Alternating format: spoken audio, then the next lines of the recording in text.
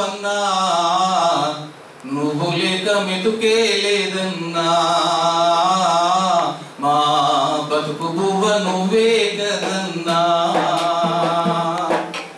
అన్నా ఓ రైతన్నా, మా అన్నదాత నువ్వన్నా, నువ్వు లేక మెతుకే లేదన్నా, మా బతుకు బువ్వ నువ్వే కదన్నా.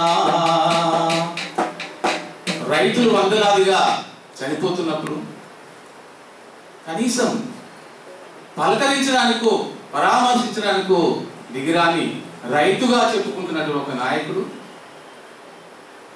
రైతుల వద్ద కనీసం సానుభూతి వాక్యం పలకడానికో, నేనున్నానని భరోసా ఇవ్వడానికో సిద్ధంగా లేనప్పుడు తెలంగాణ రచయితల వేదిక మరణించిన రైతు కుటుంబాలందరినీ ఒక దగ్గరికి చేర్చి అక్షరం మీకు ఆసరాగా ఉంటుంది, మా కవులు రచయితలంతా మీకు వెన్నుదన్నుగా ఉంటామని రైతు భరోసా గీతాన్ని రైతు భరోసా గీతం పేరుతో ఒక కార్యక్రమాన్ని బాధ్యతగా చేపట్టింది తెలంగాణ రచయితల వేదిక.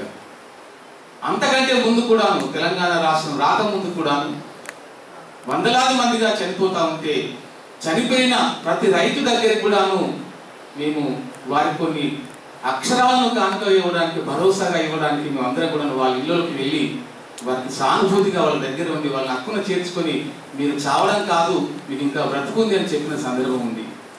మరి ఇందాకే అందరూ చెప్పినట్టుగా